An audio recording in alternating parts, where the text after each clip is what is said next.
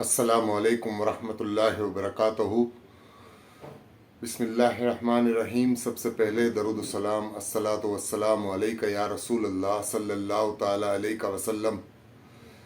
हज 2025 में जाने वाले हाजियों का सबसे बड़ा सवाल यह है कि हज में हमारे को जाने के लिए खर्चा कितना होगा। तो आज हम बात करने वाले हैं इसी ताल्लुक़ से, हज में टोटल खर्चा आपका कितना होगा। तो ये वीडियो आपके लिए है। तो आप अगर मेरे चैनल पे पहली बार आए हैं तो प्लीज़ मुझे सब्सक्राइब कीजिए, लाइक कीजिए, शेयर कीजिए और दूसरे हाजियों तक भी ये जानकारी पहुंचाइए कि उनको ये मालूमात हो सके कि हज के खर्चे में कितना पैसा ले जाना है और क्या क्या करना है। तो शुरू करते हैं आज का वीडियो। बिस्मिल्लाहिर्रहमानिर्रहीम। दोस्तों, हज के लिए जाने वाले हाजियों के लिए सबसे बड़ा काम है रियाल का एक्सचेंज करवाना, और कितने रियाल हमारे को साथ में लेके जाना है ये सबसे बड़ा सवाल है। तो आज मैं आपको बताने वाला हूँ कि कितना रियाल लेके जाना है और कितना खर्चा आपको होगा, और यहाँ से आपको क्या क्या लेके जाना है तो आपको हज के अंदर में आसानी रहे और आपको ख़रीदारी वहाँ से खाने पीने की कम करनी पड़े।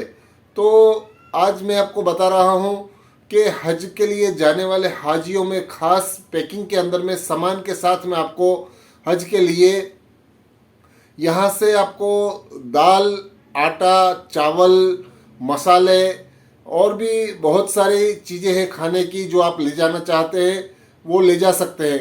ख़ास करके जो जो स्टेट में जो जो चीज़ें खाई जाती हैं वहाँ के लोग वो हिसाब से लेके जाते हैं। और ब्रेकफास्ट के लिए सूखी चीज़ों का लेके जाना बहुत अच्छी चीज़ है, क्योंकि वहाँ पे आपको ये चीज़ें भी बहुत काम लगेंगी, जैसे कि कोई फरसान है, मिक्सचर है और कोई दूसरे जो ब्रांडेड पैकिंग आते हैं जो सूखी चीज़ें रहती है जो कि आप ब्रेकफास्ट नाश्ते में ले सकते हैं। इस तरह की चीज़ें आप ले जाने से आप जल्दी से वहाँ फारिग हो जाते हैं और जल्दी से आप फजर के टाइम पे या तो तहज्जुद के टाइम पे काबतुल्ला शरीफ पे जाना चाहते हैं तो जल्द से जल्द जा सकते हैं और वहाँ जाके आप आराम से बैठ के फजर के बाद नाश्ता भी कर सकते हैं। तो आज मैं आपको बताने वाला हूँ कि आपको यहाँ से क्या क्या चीज़ें लेके जानी है और किस तरह से आपको यहाँ से सस्ता पड़ेगा। तो पहले तो आप ये चीज़ ध्यान में रख ले कि आपको मैंने बताया वो सब चीज़ें आप ले जानी है। और दूसरी चीज़ों में सबसे अच्छी है ये वो चीज़ है जो आप उधर से दूध महंगा रहता है तो आप इधर से अगर दूध लेके जाएंगे तो आपको इधर से सस्ता पड़ेगा, क्योंकि यहाँ से हम लोग दूध पैकिंग में नहीं ले जा सकते हैं क्योंकि वो लिक्विड फॉर्म में रहता है। तो आपको यहाँ से मिल्क पाउडर लेके जाना पड़ता है। तो आप मिल्क पाउडर ले लेने से आपको वहाँ पे जितना चाहिए उतना आप मिल्क बना के आपके लिए चाय में यूज़ कर सकते हैं या तो पीने के लिए भी यूज़ कर सकते हैं। तो आप इस तरह से पैसा आपका यहाँ से बचा सकते हैं, क्योंकि दूध थोड़ा वहाँ पे महंगा है। आप आधा लीटर 1 लीटर का बोतल लेंगे तो महंगा आता है उधर रियाल में। तो आप यहाँ से मिल्क का पाउडर भी लेके जा सकते हैं। और चाय पत्ती के लिए आपको अगर चाय बनाते हैं तो चाय का पाउडर आप ले जा सकते हैं, नहीं तो आप डिप वाली चाय भी लेके जा सकते हैं जो आपको तुरंत बनने में आसानी रहती है। डिप वाली चाय में क्या रहता है कि आपको वहाँ पे डिस्पेंसर मिलेंगे जिसमें एक में गर्म पानी आता है, एक में ठंडा पानी आता है। वो गर्म पानी आप लेके तुरंत से उसको चाय में आप डिप करने से चाय की पत्ती उसमें चाय बन जाएगी और उसमें आप मिल्क पाउडर डाल देने से आपकी चाय तुरंत ही रेडी हो जाएगी। और अगर आपको कहीं ज़ियारतों में जाना है या तो आपको काबतुल्ला शरीफ जाना है या तो आपको उम्रे के लिए जाना है तो जल्द से जल्द आप तैयार होकर निकल सकते हैं वहाँ पे। तो ये सब चीज़ें आसानी से हो जाती हैं। इसके लिए आपको ये सब काम तुरंत कर लेने चाहिए और यहाँ से ले जाने में आपको थोड़ा सस्ता भी पड़ता है। और जाने की बात करें हम लोग कितना पैसा वहाँ पे ले जाना पड़ेगा, तो जितना भी आप ले जाएंगे उतना कम है। वहाँ पर जितने भी रियाल आप एक्सचेंज कराएंगे उतने कम है। अगर आपका खर्चा जो हिसाब से है वो हिसाब से आपको लेके जाना पड़ता है। अगर आप थोड़ा मिडिल क्लास से हैं तो आप कम रियाल भी लेके जा सकते हैं, और थोड़ा अगर आप आराम से वहाँ पे रह के खाना पीना बाहर का खाना चाहते हैं तो वो भी इस तरह से भी लेके जा सकते हैं। और कई लोग ऐसा भी करते हैं कि वो लोग बड़े बड़े होटलों में बुफे लंच डिनर रहता है, वहाँ पे भी वो लोग किसी के साथ टाइप करके वो लोग वहाँ पे भी खा लेते हैं, लेकिन उनका खर्चा बहुत ज़्यादा आता है क्योंकि एक टाइम का खर्चा 50 रियाल 60 रियाल एक आदमी का रहता है। तो इस तरह से आप अपना खर्चा बचा भी सकते हैं और खर्चा बढ़ा भी सकते हैं। तो ज़्यादातर चीज़ें आप यहाँ से लेके जाने से आपको वहाँ पे खर्चा कम पड़ेगा और आपको वहाँ के खरीदारी जो आपकी खाने की है वो आपको कम करनी पड़ेगी। तो सिर्फ आपको बेसिक वहाँ पे जो है वो लेना पड़ेगा, जैसे सब्जियाँ हैं, जैसे नॉनवेज है, वो सब चीज़ें आपको वहाँ चाहिए तो आप ले सकते हैं और बाकी की चीज़ें आप यहाँ से लेके जा सकते हैं। और एक चीज़ खास याद रखनी है, आपको कुकिंग ऑयल ट्रैवलिंग में फ़्लाइट में नहीं लेके जाना है, क्योंकि कुकिंग ऑयल मनाही है, पानी भी मनाही है, ये चीज़ें आप नहीं लेके जा सकते हैं। इसके लिए ये चीज़ का आपको खास याद रखना है। और एक चीज़ और मैं बता दूं कि काफ़ी लोगों के सवाल ये है कि हज का खर्चा कितना आएगा। तो मैं आपको बता दूं कि मैं 2024 में हज करने के लिए गया था। माशाअल्लाह, अल्लाह और भी मुझे हज कराए, आमीन। तो मैं 2000 में हज करने के लिए मैं और मेरी बीवी साथ में हज कमेटी से ही गए थे।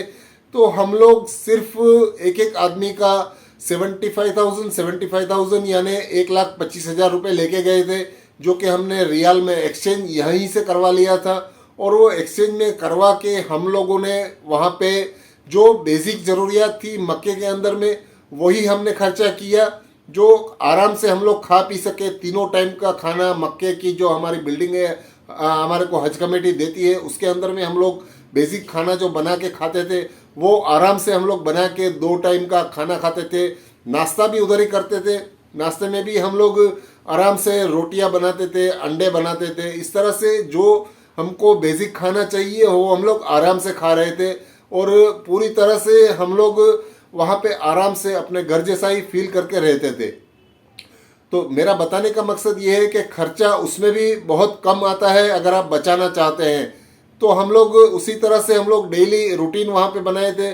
सुबह में हम लोग उम्रा करने के लिए चले जाते थे, काबतुल्लाह शरीफ के लिए चले जाते थे फजर के टाइम पे। तो इस तरह से हम लोग दोपहर तक आराम से घर पे आ जाते थे और दोपहर का खाना घर पे आके हम लोग हमारी बिल्डिंग में बनाते थे।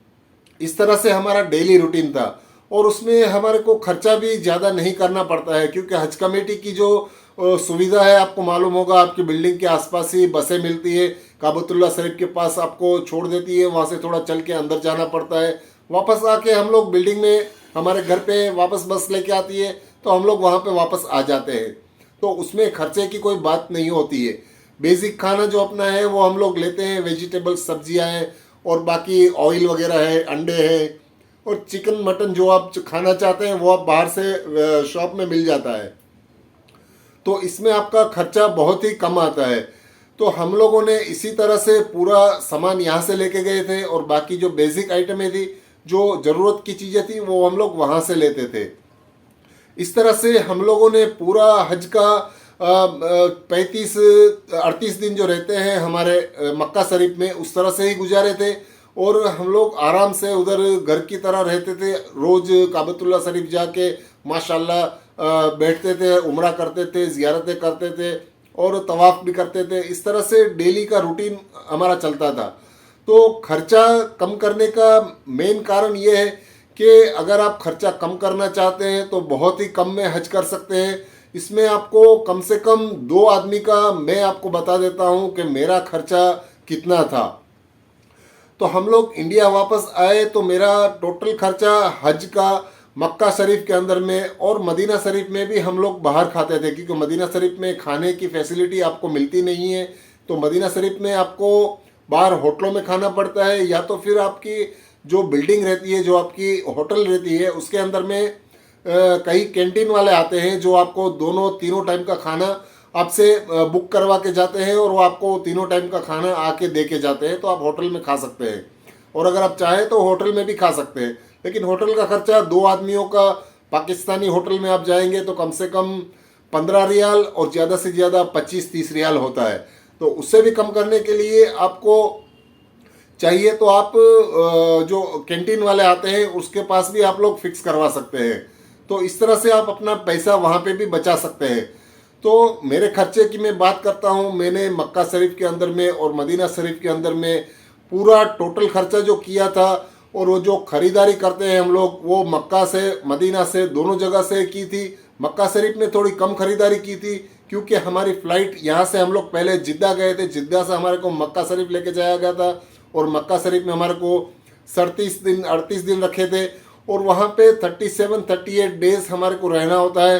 तो ज़्यादा हम लोग खरीदारी वहाँ नहीं करते हैं, क्योंकि वहाँ अगर हम बेसिक जो चीज़ें हमारी रहती है वही खरीदते हैं, और जो हमारे को इंडिया जाने के लिए, जो रिश्तेदारों के लिए, सब बच्चों के लिए जो भी ले जाना होता है वो मक्का से कम खरीदना है। क्योंकि मक्का से अगर आप खरीदेंगे, मक्का शरीफ में अगर आप बाज़ारों में ज़्यादा खरीदारी करेंगे तो आपको ये पूरा सामान उठा के मदीना शरीफ लेके जाना पड़ेगा, और पूरा आपको संभालना पड़ेगा, और उसकी पूरी मेहनत आपको लगेगी। तो अगर आप जो ज़रूरत का सामान हो, या तो आपको अच्छी ऑफरों में कुछ मक्का शरीफ में मिलता है वो आप ले सकते हैं, और ज़्यादातर करके आप मदीना शरीफ में ही ख़रीदारी करें, क्योंकि मदीना शरीफ में सस्ता रहता है बाज़ार में, और खजूर भी वहाँ मिल जाती है, और दूसरी सब चीज़ें ऑफरों में और सस्ती भी मिलती है वहाँ पर। तो कुल मिला के हम लोग वहाँ से बहुत सारा सामान खरीदारी भी की है मदीना शरीफ से, और बहुत सारी चीज़ें भी लेके आए रिश्तेदारों के लिए और भाई बंद के लिए। पूरी तरह से हम लोगों ने खरीदारी की, सबके लिए चीज़ें भी ली, खरीदारी की, खाना पीना खाया, और हम लोग वहाँ पे 45 दिन रहे उधर। 45 डेज हम लोग पूरा हज कमेटी की तरफ से हज में रहे। और उन सब का खर्चा अगर मैं आपको बताऊंगा तो आप यकीन नहीं करेंगे कि मेरा खर्चा कितना आया था वहाँ पर। टोटल मेरा खर्चा, मैं 1.5 लाख रुपए यहाँ से लेके गया था, जो रियाल में एक्सचेंज करा के लेके गया था, उसमें से मैंने 75,000 खर्चा किया था। सिर्फ 70 से 75 हज़ार रुपये खर्चा किया था, और बाकी का मेरा पैसा उतना ही बचा था। तो आप समझ सकते हैं, मैं बताना नहीं चाहता हूँ कि वहाँ पे लोग आने के टाइम पे क्या खरीदते हैं। तो आप समझ गए होंगे कि बाकी का पैसे का मैंने क्या किया था। तो मैंने जो 75,000 के अंदर में 2 लोगों का हमने आराम से खाना पीना, रहना करना, और साथ में खरीदारी भी वहाँ से कर ली। बहुत सारा सामान खरीदारी करके हमारे 20-20 किलो के 2 बैग एक हाजी के रहते हैं, वो लोग हम भर के लेके आए, और बहुत सस्ते में आराम से हम लोग 75,000 के अंदर में 2 लोगों ने हमारा हज कर लिया। तो ये है हज का खर्चा। आप लोग अगर चाहे तो एक एक आदमी 1.5 लाख रुपए भी खर्चा कर सकते हैं, एक एक आदमी आप 2 लाख भी खर्चा कर सकते हैं। आप अच्छी 5 स्टार होटलों में खाना, अगर वहाँ पे कैंटीन में खाना चाहते हैं तो वो भी कर सकते हैं, बुफे मिलता है वहाँ पर, वो भी आप खा सकते हैं। डेली आप खाना होटलों में भी खा सकते हैं, क्योंकि होटल में एक आदमी का खर्चा कम से कम 20-25 रियाल मक्का शरीफ में भी आ जाता है। तो कहने का मतलब ये है कि अगर आप सारा सामान यहाँ से लेके जाएंगे, खाने पीने का और बेसिक वहाँ पे जो डेली ज़रूरियात है वहाँ से ले सकते हैं, और जो आपको ख़रीदारी करनी है, रहना है, करना है, वो आप उधर से करके, और मदीना शरीफ में अच्छी ख़रीदारी करके आप सब लोगों के लिए खजूरें, सामान, गिफ्ट वगैरह लेके आ सकते हैं। इस तरह से हमने टोटल हमारा खर्चा 75,000 के अंदर पूरा कर लिया था। 75 भी मैं बहुत ज़्यादा बता रहा हूँ, 70,000 के अंदर ही था मेरा मानना है। तो हम लोगों का 2 लोगों का हज 70,000 में ही हो गया था माशाल्लाह। तो आप लोगों से यही मेरा कहना है कि अगर आप जाना चाहते हैं तो कम खर्चा कैसे करना है, ये आपको यहाँ से ही सामान लेके जाना है, और वहाँ पे आपको ज़्यादातर ख़रीदारी के ऊपर जो ऑफ़रों में मिलता है वहाँ पे आप ले सकते हैं। मदीना शरीफ में बिलाल मस्जिद के पास भी बड़ी बड़ी दुकानें हैं, वहाँ पे भी आप ले सकते हैं सामान। तो ये है हज का खर्चा। और बहुत सारे हाजियों को चलने में तकलीफ़ रहती है, जाने आने में तकलीफ़ रहती है, कई लोग रास्ता भूल जाते हैं, कई लोगों को व्हील चेयर करवानी होती है। जो हज के 5 दिनों में है वो खर्चा लोगों का बढ़ जाता है, क्योंकि उनको आइडिया नहीं रहता है कि हमारे टेंट कहाँ है, हमारे बिल्डिंग कहाँ है। तो वो लोग क्या करते हैं कि कार टैक्सी वगैरह ले लेते हैं, उसमें उनके बहुत सारे रियाल चले जाते हैं। तो खर्चा अगर आप करना चाहते हैं तो बहुत हो सकता है, और अगर आप बचाना चाहते हैं तो बहुत बचा भी सकते हैं। हम लोगों ने कई लोगों को देखा था कि हज के जो 5 दिन रहते हैं मीना के अंदर में, उन लोगों ने उनका पैसा वहीं ख़त्म कर दिया, क्योंकि उन लोगों को बिल्डिंगें नहीं मिल रही थी, उनके टेंट नहीं मिल रहे थे। वो लोग रोड पे आके टैक्सियाँ करते थे, तो टैक्सी वाले कम से कम एक जगह से दूसरी जगह जाने के लिए 400, 500, 600 रियाल मांगते थे। तो इस वजह से उनका ज़्यादातर पैसा वहीं पे वेस्ट हो जाता था। तो आप ऐसे लोगों के साथ जाइए जिनके साथ कुछ जानकारी हो, मालूमात हो, तो वो आपको आराम से हर जगह पैदल लेके जा सकते हैं। और हज के अंदर में 5 दिनों में आपको पैदल तो चलना ही होगा, ये समझ के आपको जाना है और यहाँ से ही प्रैक्टिस करनी है चलने की। तो ये सब चीज़ें हैं जिसके अंदर में आप अपना खर्चा बचा सकते हैं। और मैंने जो हज किया था वो 70 से 75 हज़ार में मैंने हज किया था, पूरा खरीदारी के साथ, खाने पीने के साथ और सब चीज़ों के साथ। मेरा हज 2 आदमियों का, हम लोग, मेरी मियाँ बीवी, हम लोगों ने हज किया था। वो था 75,000 रुपये, ज़्यादा से ज़्यादा 70,000 ही हो गया था, लेकिन मैं आपको 75,000 बता रहा हूँ जो मैंने 2024 में किया था। तो दोस्तों, मेरा वीडियो कैसा लगा आपको? अगर आपको मेरा वीडियो अच्छा लगा है तो प्लीज़ मुझे सब्सक्राइब कीजिए, लाइक कीजिए, शेयर कीजिए और दूसरे हाजियों तक की जानकारी पहुंचाइए। अल्लाह हाफिज़।